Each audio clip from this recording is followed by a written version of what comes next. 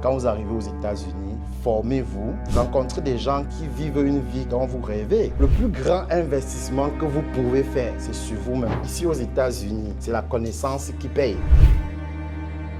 Les amis, je suis à Batesville aujourd'hui dans le Maryland et je suis venu rencontrer des entrepreneurs qui font des choses incroyables de la diaspora africaine. Et aujourd'hui, nous allons discuter avec quelqu'un qui fait de la formation et qui permet à ses étudiants de pouvoir gagner jusqu'à 160 000 $ par an après les avoir formés pendant 4 à 5 mois seulement. Il les forme dans des domaines pointus tels la cybersécurité, tels le développement d'applications, mais aussi l'intelligence artificielle, data analyst. Bref, on va discuter avec lui et il va nous expliquer comment lui est venue cette idée-là, comment il a fait pour lancer ce business, combien d'étudiants il a formés jusqu'à présent et qu'est-ce qu'il fait de tout l'argent qu'il gagne. On est dans un pays dans lequel on peut parler d'argent sans complexe, sans tabou et on va se dire très clairement les choses. La diaspora fait des choses très intéressantes et pour moi, c'était important en venant aux États-Unis de leur donner la parole, tout comme je l'ai fait au Canada.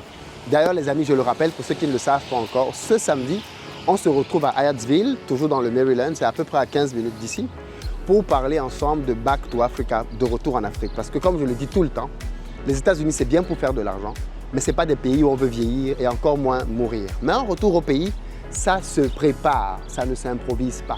Tu ne te lèveras pas un jour à 60 ans et tu diras « bon, il faut que je rentre en Afrique ». Non, ce sera trop tard. Il est important que nous nous préparions à rentrer en Afrique. Et ça commence maintenant. Pour le reste, les amis, je ne vous en dis pas plus. Allons rencontrer Fabrice. Let's go!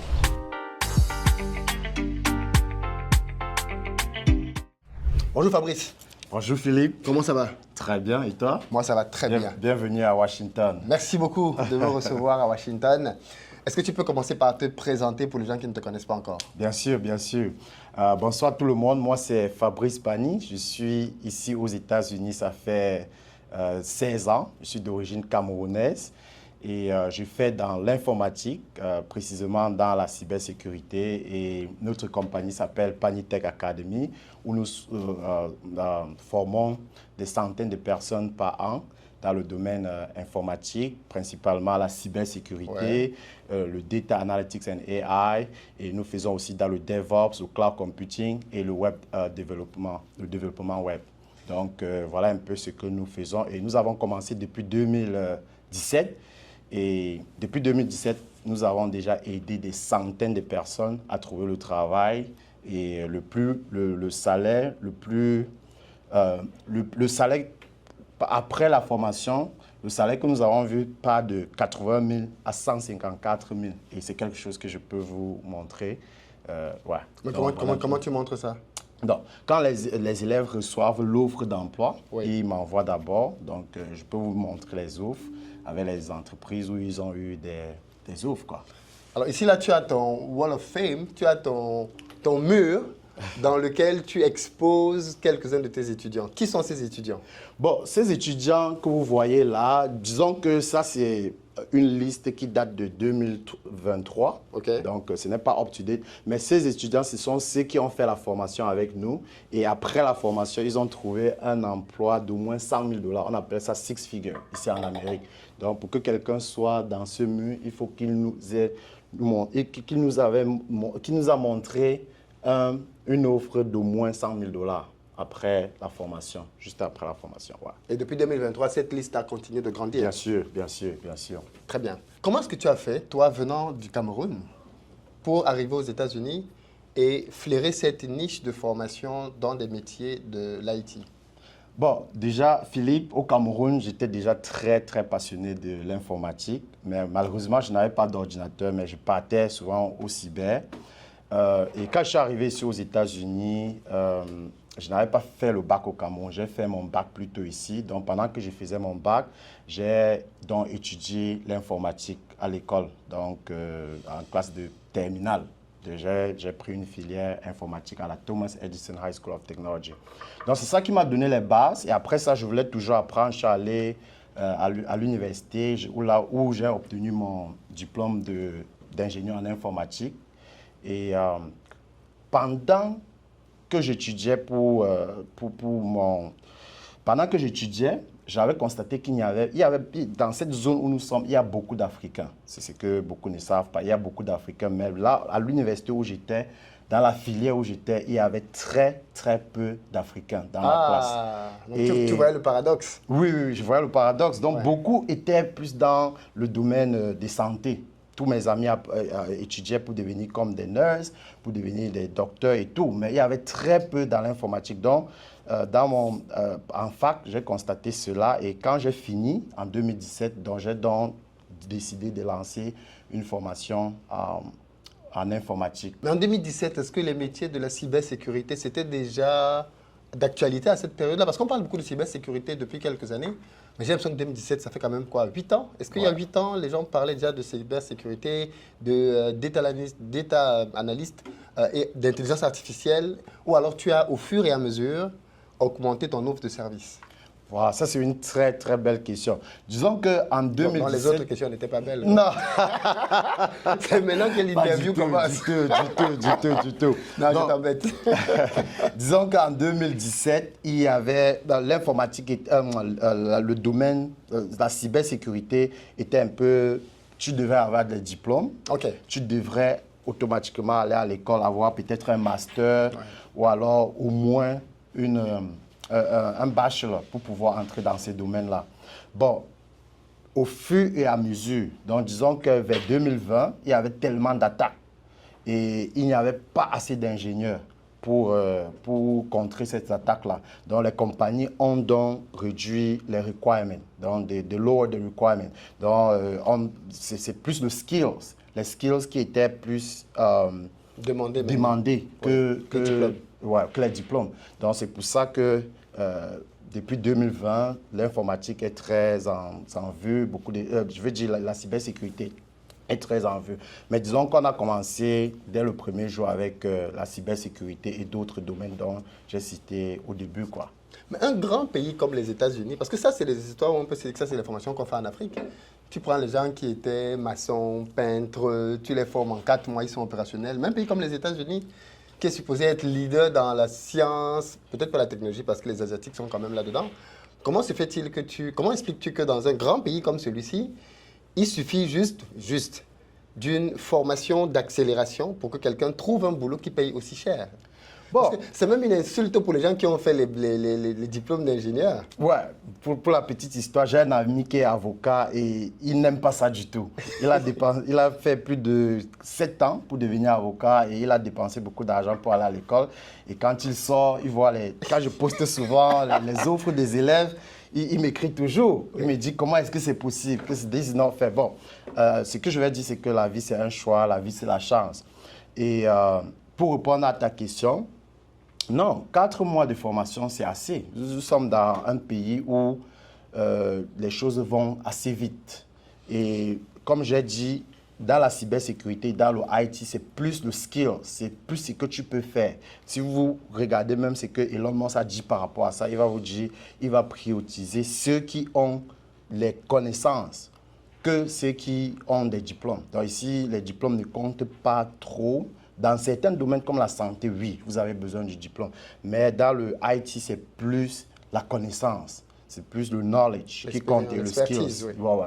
Et ce que nous offrons, c'est pratiquement la même chose que vous allez voir dans les entreprises parce que nous nous focalisons dans le hands-on. Donc, quand on vous parle d'un ordinateur, on ne va pas juste vous parler de ça, on va vous montrer ce que c'est. On a un server room. Le server room, c'est là où on a installé déjà pas mal d'outils informatiques où nos élèves se connectent, qu'ils soient en ligne ou bien qu'ils soient en classe, ils peuvent se connecter là et travailler. Il n'y a pas de différence. Donc, quand les gens font la formation avec nous, c'est un peu comme si, je vais un peu aller en anglais, j'ai un peu perdu mon français là. On comprend, oui. Ouais. Donc, when you train with us, most of the time, you are kind of like simulating the same thing that you will see in the enterprise environment. So which means we already have all the tools installed. You are kind of shadowing us. So you are shadowing an expert. It's not like learning. It's like you are shadowing someone for 4 months. So after 4 months, you can be close to me or like me. So, yeah. En gros, il dit que c'est une expérience pratique dans laquelle, un peu immersive même, dans laquelle ils permettent à des gens de réellement voir ce qui se fait dans le métier. Et qu'en termes au bout de 4 mois, les gens sont suffisamment aguerris pour pouvoir faire à peu près la même chose que lui, il fait en entreprise. Parce que ce qu'on n'a pas encore dit, c'est que toi-même, tu es encore salarié. Bon, bien sûr, bien sûr. Donc là, c'est mon badge, donc j'étais au travail. Vous savez, c'est un domaine très, qui move très fast, ça s'accélère de jour à jour. Il y a beaucoup d'innovation. Et si vous décidez d'enseigner seulement, vous ne saurez pas ce qui se passe en entreprise. Donc moi, en travaillant, tous nos enseignants, peut-être je n'ai pas mentionné, dans tous les domaines que j'ai cités, ce n'est pas seulement moi qui forme en ça. Moi, je suis plus spécialisé dans la cybersécurité, mais on a d'autres experts qui sont spécialisés dans le DevOps, dans le cloud computing, comme j'ai cité. Donc c'est un domaine où tu dois savoir ce qui se passe en entreprise tous les jours. Si tu enseignes seulement, tu risques de te tromper, tu risques d'enseigner ce qui n'est plus très en vue. Et quand les élèves ont fini, ils ne vont pas pouvoir trouver le travail. Parce que, par exemple, l'année passée, on parlait plus je vais utiliser un tool dans la cybersécurité. On parlait plus de Carbon Black. Mais cette année, on ne parle plus du tout de ça. On parle peut-être de CrowdStrike maintenant. Donc, il faut adapter nos formations à la demande qu'on recherche sur le marché, quoi. Donc, c'est un peu ça le truc. Mais du coup, j'ai envie de te demander, qu'est-ce que tu fais de tout cet argent? Entre ton argent que tu as au gouvernement, l'argent que tu as ici, qu'est-ce que tu fais de ton argent? Là, vous savez... je considère que ces unions, on peut parler d'argent sans pudeur. Non, sans problème, sans problème du tout. Non, vous savez, on a laissé beaucoup de familles au pays, il faut qu'on aide et on investit aussi beaucoup au pays. Donc, ce n'est jamais assez, ce n'est jamais assez. Donc, mettons ça comme ça, ce n'est jamais assez. On est dans un pays où les trucs sont aussi extrêmement chers. Alors, les maisons sont chères, les voitures et tout. Donc, je ne peux pas dire que c'est assez. On en veut. C'est quoi les challenges que tu rencontres dans ton business aujourd'hui? Oh, OK. On a beaucoup de challenges. Bon, le premier challenge, quand quelqu'un s'inscrit chez nous, nous considérons que 4 000 $, c'est beaucoup d'argent. Donc, le premier challenge, c'est comment est-ce qu'on peut faire pour que ces personnes trouvent le travail à la fin de la formation. Donc, le placement des étudiants. Le placement des étudiants, c'est d'abord ça, c'est vraiment primordial pour nous. Donc, la formation coûte 4 000 $? Ouais. OK. Ça, c'est pour une formation normale. Mais ça peut coûter plus, ça peut coûter moins en fonction du profil et des besoins. Du profil et des besoins, ouais.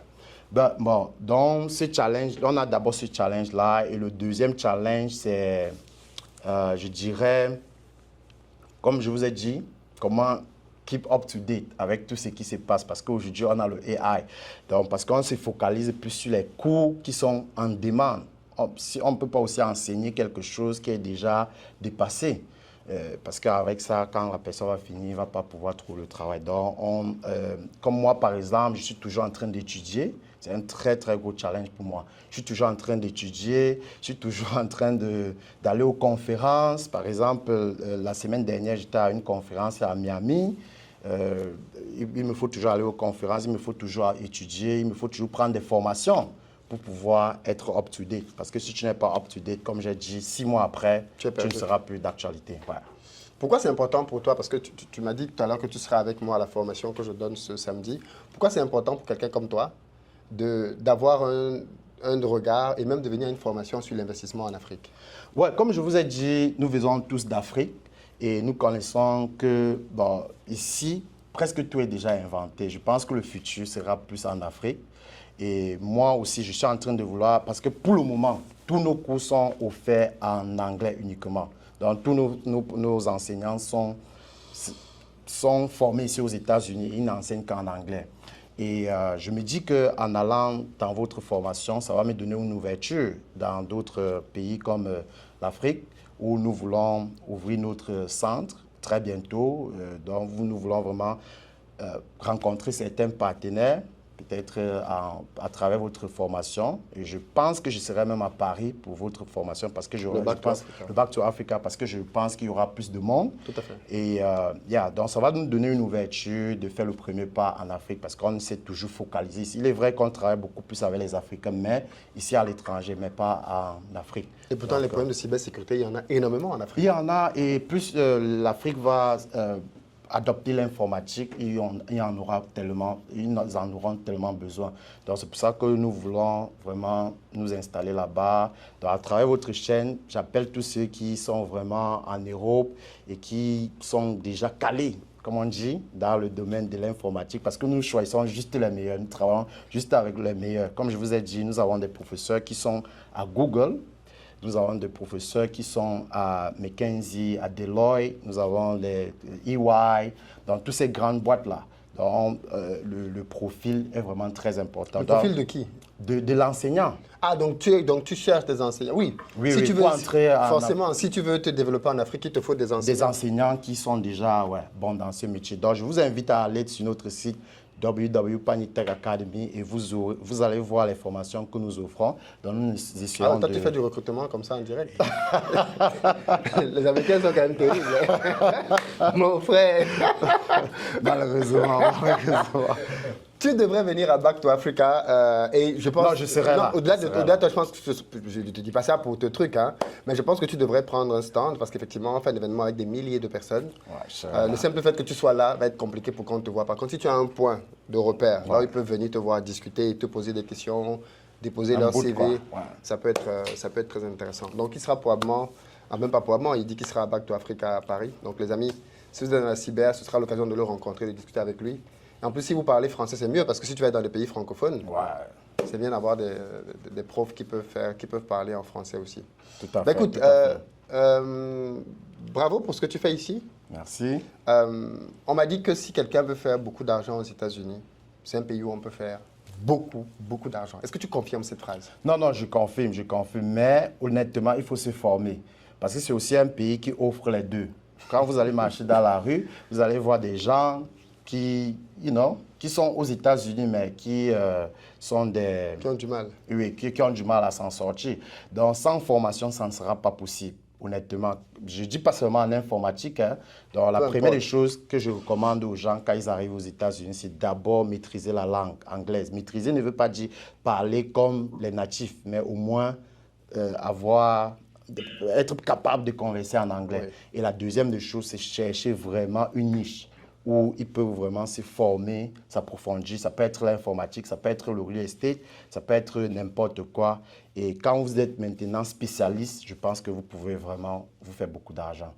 Donc voilà vraiment les lignes. Et quand tu vois donc les Africains qui sont ici, qui émigrent, qu'est-ce qui manque à certains d'après toi pour percer aux États-Unis? Toi qui es là depuis quand même assez longtemps. Oui, depuis 16 ans.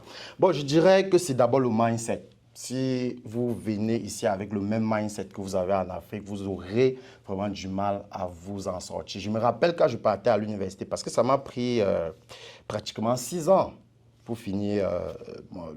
Pendant ce temps, je galérais, mais j'avais des amis qui achetaient des terrains au pays, qui étaient déjà, très bien situés. Mais honnêtement, je ne regrette pas aujourd'hui. Aujourd'hui, je dirais qu'ils sont au même endroit où ils étaient il y a 6 ans, 7 ans. Parce qu'ils se sont contentés des petits boulots. Et ils ne se sont pas formés, ils ne sont pas allés à l'école, ils n'ont pas fait de formation comme celle-ci. Et aujourd'hui, il y a beaucoup qui viennent se faire former par moi. Pourtant, à ce moment-là, ils étaient, ouais. Donc, je dirais que pour répondre à ta question, ce n'est pas pour réussir aux États-Unis, il ne faut pas se contenter des petits boulots. Parce que même avec les petits boulots, vous vous en sortez, vous pouvez payer votre... Oui, je connais. Hier, j'étais à New York et j'ai eu un Uber qui me disait qu'avec le Uber, il travaille très fort par contre. Ouais. L'année dernière, il a fait 160 000 $. Oui, 160 000 $, ça a l'air d'être beaucoup, mais si vous retirez les dépenses, peut-être il fait... Et combien de temps il travaille? Peut-être il travaille 15 heures par jour. Ouais. Et ce n'est pas normal. Pourtant, avec IT, tu peux facilement faire les 160 en travaillant uniquement 40 heures, plus les bénéfices. Parce que, par exemple, lui, je ne suis pas sûr qu'il est affilié à une assurance. Vous voyez un peu, je ne suis pas sûr qu'il cotise assez pour que quand il aille en retraite, il a de l'argent. Vous voyez un peu. Donc, il peut avoir beaucoup de cash, mais il y a aussi la maintenance de la voiture. Il y a beaucoup d'autres choses. Donc, pour New York, je ne pense pas que c'est impressionnant. Pour les heures qu'il passe à conduire et la qualité de vie, quoi. Dernier point, qu'est-ce que tu as envie de dire à un jeune, une jeune qui est au pays, qui t'entend parler comme ça et qui se dit, moi aussi, je veux aller aux États-Unis? Qu'est-ce que tu as envie de donner un conseil à un jeune qui rêve, qui est ambitieux en Afrique, là, maintenant, qui te regarde? Bon, je dirais... Ou même en Europe et qui dit, bon, je vais immigrer aux États-Unis, là, maintenant. Je dirais, la première des choses, comme j'ai dit, c'est d'échanger le mindset. Dès que vous arrivez aux États-Unis, même si vous travaillez au McDonald's, vous pouvez facilement vous faire $20 l'heure. Et $20 l'heure, si tu convertis en francs CFA, ça va te faire plus de 12 000 l'heure. Tu vas te dire que c'est trop beaucoup et peut-être tu ne vas pas voir plus loin que ça. Donc moi, je dirais, quand vous arrivez aux États-Unis, formez-vous. Donc cherchez une niche. Rencontrez des gens qui vivent une vie dont vous rêvez. Et à partir d'eux, ils peuvent vous montrer des canaux que vous pouvez utiliser et peut-être, ça peut être la formation, ça peut être vous lancer dans les affaires, ça peut être, je ne sais pas quoi, approfondir ce que vous avez déjà appris en Afrique. Et je pense que ça va vraiment les aider. Et en plus, comme j'avais dit, l'anglais.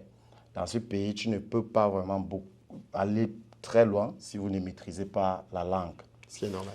Et aussi, l'université, ça dépend. Je dirais, quelqu'un qui est très jeune, l'université, c'est une bonne option. Mais pour quelqu'un qui arrive à plus de 26 ans, je ne pense pas que c'est une bonne option. La personne peut faire une formation comme la nôtre et pratique. Arriver, ouais. Donc, pour quelqu'un qui est jeune, je dirais l'université. Si tu arrives à 16 ans, 17 ans, jusqu'à 25 ans, je vais recommander à la personne d'aller à l'université. Mais à plus de 25 ans, je pense que c'est un peu tard. C'est mieux de faire une formation comme la nôtre et ils n'auront aucun problème. The best investment you can make is in yourself. The Yes. more you learn, the more you earn. Yes, Est-ce que tu peux expliquer cette phrase? Bien sûr, bien sûr. The investment, donc le plus grand investissement que vous pouvez faire, c'est sur vous-même. Honnêtement, c'est sur vous-même. Et quand je dis c'est sur vous-même, c'est comme un ordinateur. Quand vous achetez un ordinateur, si vous ne faites pas les mises en jour, cet ordinateur-là ne va pas marcher après un certain nombre de temps. Donc, quand vous investissez sur vous, ça veut en fait dire que chaque fois, vous ajoutez des skills, vous ajoutez des connaissances, et c'est ces connaissances-là qui vont vous permettre de gagner plus d'argent. Donc, comment? Bon, je comprends, mais je veux que tu développes. Oui. Comme j'ai dit, ici aux États-Unis, c'est la connaissance qui paye, et plus la connaissance qui est, comment dirais-je, la connaissance qui n'est pas générale. Oui. Ouais, si vous avez une connaissance générale, pointue, voilà. Oui. Donc, quand vous avez une connaissance pointue, comme vous avez dit, vous auriez beaucoup de demandes. Vous auriez beaucoup de demandes. Je me rappelle en 2000, quand je partais par exemple à Miami, comme je vous ai dit, on m'escortait, la voiture m'attendait. Je me dis, mais comment quelqu'un qui vient d'Afrique et tout, donc parce que j'avais une connaissance dont ils avaient besoin. Nous avons la chance que nous avons beaucoup d'entreprises dans ce pays et ces entreprises-là aiment le skills. Ils aiment les gens qui ont ce qu'ils recherchent, quoi. Donc, et en tant qu'immigré ici, c'est une question importante. Ouais. Tu ne ressens pas la discrimination, le racisme, ou alors, malgré ça, tu avances? Est-ce que tu ressens ça à ton niveau, toi? Je dirais que peut-être dans certains endroits aux États-Unis, les gens ressentent. Mais là où je suis, le Maryland, DC, Virginie, c'est beaucoup plus les Noirs. Donc, c'est beaucoup plus les Noirs. Donc, même nos dirigeants dans le département où je vis, c'est 80% des Noirs. Je dirais même 90% des Noirs. Donc, peut-être si vous êtes ailleurs, vous allez ressentir cela. Mais à ce niveau-ci, nous sommes entre nous. Nous sommes des Africains de tous les pays. On ne ressent pas ça. Je n'ai jamais... Non, pas du tout. Donc, au contraire, peut-être c'est les Blancs qui vont qui se sentent discriminés. Marginalisés, ouais. Donc, très ici, je n'ai jamais... Bon, ça, c'est mon expérience personnelle, hein. Donc, ouais. Merci beaucoup, Fabrice. Merci, Philippe, d'être de nous avoir reçus, d'avoir pris le temps. Moi, j'ai une phrase que je dis maintenant, qui choque un peu, mais avec laquelle beaucoup de gens sont d'accord. Je ne suis pas venu vieillir et mourir aux États-Unis. Avant, je dis, comme je viens du Canada, je disais ça au Canada. On vient dans ces pays pour travailler. On vient dans ces pays pour faire de l'argent. Il y a beaucoup d'argent à faire ici, mais ce n'est pas des pays pour vieillir. ce n'est pas des pays pour mourir. Un retour en Afrique, ça se prépare. Tout à fait. Beaucoup de gens se retrouvent pris au piège parce qu'ils arrivent à un certain âge et ils se rendent compte qu'ils n'ont rien préparé là-bas pour rentrer. Comme je dis, c'est le futur. C'est le futur. Un retour se prépare. Ouais. Un retour se prépare. Ici, tout est déjà construit, tout est déjà fait. En Afrique, il y a encore beaucoup à faire. Donc, ce qui est vraiment une opportunité pour tous ceux qui sont des entrepreneurs. Et il y a énormément d'opportunités. Ouais. On va en parler ce week-end. Mais il y a énormément d'opportunités sur le continent africain, dans plusieurs pays. Et il est temps que la diaspora... moi, je dis, les poèmes politiques sont importants. Mais je dis souvent qu'il ne faut pas tomber dans le piège de faire qu'un dirigeant politique te fasse détester ton pays. Parce que tôt ou tard, il partira. Tout à fait. Qu'il ait fait 42 ans, qu'il ait fait 50 ans, qu'il ait fait 70 ans, ou même moins, il finira par partir. Napoléon est parti. Je veux dire, il y a eu des dirigeants ici sur cette terre. Personne n'imaginait même qu'ils pouvaient mourir. Tout à fait. Ils sont partis. Et il faut toujours avoir une vision long terme, quoi. Ça reste ton pays. Tôt ou tard, ce dirigeant, cette équipe, il n'y a rien qui est éternel. Ça finira par passer. Et ceux qui pensent que c'est quand ces dirigeants-là vont partir qu'ils vont rentrer, ils vont être très surpris. Ils vont être très, très, très surpris. Non, mais vraiment, ils vont être très surpris que quand ils vont arriver, il n'y aura plus rien. Les places seront déjà prises. C'est maintenant qu'il faut être au pays. C'est maintenant qu'il faut faire ses acquisitions de terrain, d'appartements, commencer à lancer ses business. Même si ça tourne un peu au ralenti, quand il va y avoir une embellie, tu vas pouvoir exploser. Mais si tu attends que tout s'améliore avant de venir... Ça sera tard. Les gens ne le savent pas, mais nos pays sont rachetés à une vitesse grand V. Moi, je suis en train de faire un petit projet industriel au Cameroun et tout autour de moi, les Chinois ont tout racheté. Tout. On est là, dans la zone encore, on est deux qui n'avons pas encore vendu. Parce que le Chinois, il est violent, il te propose le double de ce bien sûr, le double. Bien sûr. Et forcément, tu es tenté. Ouais. Mais quand tu lui as vendu... Après, il commence à développer. Et après, demain, on va venir se plaindre. Il faut que les Chinois partent. Comme s'ils ont volé les terrains. C'est nous qui leur avons vendu ces terrains-là. Mais il est important que la diaspora prenne sa place. La diaspora a, comme toi, de l'expertise technique. La diaspora a des finances pour pouvoir développer des choses concrètes. Et bien évidemment, du côté de nos dirigeants, à qui je lance toujours des appels, il faut qu'ils créent les conditions pour que cette diaspora puisse pleinement s'épanouir et qu'ils ne soient pas considérés comme des ennemis ou je ne sais pas trop, parce que dans nos pays, il y a tellement de mentalités parfois arriéristes. Mais il faut créer un boulevard pour permettre aux diasporas de venir investir. L'Inde aujourd'hui est devenue l'Inde grâce à sa diaspora. Tout à fait. Vous qui êtes aux États-Unis, vous voyez tout ce que les Indiens font. Non, ils sont à tous les niveaux aux États-Unis. Jusque dans les plus grandes entreprises américaines sont dirigées par des Indiens. Tu es dans l'informatique. Surtout dans le IT. Voilà. Si vous voulez parler de Google, c'est un Indien qui n'est pas né aux États-Unis. Hein? Oui. Qui n'est pas né aux États-Unis. Microsoft, c'est un Indien. Il n'est pas né aux États-Unis. Tout le monde, toutes ces boîtes-là sont remplies d'Indiens. Ouais. Ils ont quand même... Et qui ne sont pas, comme tu dis, ils ne sont pas nés ici. Donc leurs familles, leurs racines, leurs attaches sont en Inde. Et ils contribuent énormément à développer leur pays. Et ça, c'est mon rêve, Philippe. Mon rêve, c'est vraiment de former quelqu'un qui prend la tête... J'ai déjà formé les gens qui sont managers dans leur poste, mais mon rêve, c'est vraiment d'arriver à ce niveau-là où on peut avoir un CEO qui sort de Panitech, quoi. Ça viendra. Ouais, il n'y a pas de... Non, mais ça viendra. Il n'y a pas de raison. Plus tu travailleras, plus tu formeras et plus il y aura des chances que là-dedans, tu auras une pépite qui un jour va émerger. Dans tous les cas, beaucoup de courage à toi. L'industrie de la formation, c'est une industrie difficile parce que contrairement à ce que les gens pensent, il y a des gens qui, parce qu'il a payé, pensent que ça va faire des miracles. Et il oublie qu'il doit travailler. J'ai oublié de mentionner cela. Donc, pour quelqu'un qui veut vraiment, qui est intéressé par notre formation, ce n'est pas le beurre. Il faut vraiment, vraiment travailler. Donc, ceux qui sont en classe là peuvent vous confirmer. Vous pouvez montrer le tableau. Donc, honnêtement, c'est une formation difficile. Montre-là le tableau blanc, là. Subnet Mask, oui. Donc, c'est une formation... il faut vraiment se concentrer. Il faut, je l'ai dit, ils peuvent vous confirmer que pendant les 4 mois de formation, ils vont éviter beaucoup de choses. Dans les fêtes et tout, ils doivent vraiment être concentrés. Pour que ça marche, il faut être vraiment concentré parce que nous donnons la connaissance. Ce n'est pas un truc qu'on vous dit après, vous partez passer l'interview facilement. Il faut vraiment maîtriser.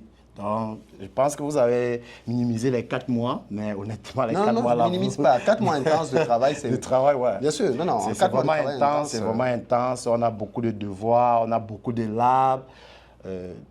Donc, c'est pas facile. C'est pas facile, il faut vraiment travailler pour... C'est pas facile, mais ça vaut la peine. Ça vaut la peine, bien sûr. Donc, et une autre information, c'est que, si tu permets... Mouillé, c'est mouillé, là. Bon, une autre information, c'est que depuis que nous avons commencé en 2017, nous avons déjà formé plus de 1300 personnes et des centaines de personnes ont déjà trouvé le travail. Et comme je vous ai dit, le plus petit salaire que nous avons vu, c'est 80 000. C'est pas mal. Si on part sur la base que c'est seulement 100 personnes qui ont trouvé le travail et que chacun gagne 80 000, vous voyez que ça fait, pour faire les maths faciles, ça fait plus de 8 millions par an que nous ramenons dans la communauté africaine. Ça, c'est par an que Panitech, et il y a beaucoup d'autres centres de formation. Ils ont des augmentations. Ils ont des augmentations. Donc, je ne suis pas juste à la base, mais nous estimons que nous ramenons plus de 16 000 millions de dollars chaque année dans la communauté africaine aux États-Unis, juste par nos formations. Parce que beaucoup d'entre eux étaient des Uber drivers, ils étaient des food delivery, tout ça. Et maintenant, ils font cet argent-là, sans compter l'épargne qu'ils font pour leur retraite, sans compter d'autres bénéfices que tu as quand tu trouves le boulot. Donc, je suis sûr que dans cette vidéo, il y aura beaucoup de fans qui ont été chez nous et vous allez voir, ils vont témoigner dans les commentaires. Et nous avons aussi beaucoup de tous les témoignages. Abonnés qui vont venir pour se former, tu vas me donner ma commission. Je rigole, je rigole. Oui, mais voilà. En tous les cas, si vous avez pris une formation chez lui, vous pouvez le dire dans les commentaires. Si vous souhaitez. Et nous avons aussi beaucoup de vidéos testimonies avec visage découvert sur notre YouTube channel. Donc, nous avons beaucoup, une cinquantaine, je crois. Donc, excellent. Bravo en tout cas, Fabrice, pour ce que tu fais ici. Continue de briller, continue d'éclairer, continue d'inspirer, de gagner beaucoup d'argent et de venir réinvestir ça là où ça compte. Merci. Non, on le fait déjà. C'est juste que c'est privé, mais on fait beaucoup d'investissements au pays quand même. Ouais. Tu as raison que ce soit privé. Ce pays est très compliqué, mais ça vaut la peine. Allez, beaucoup de courage, Fabrice. Merci Philippe d'être venu. Merci. Je t'en prie.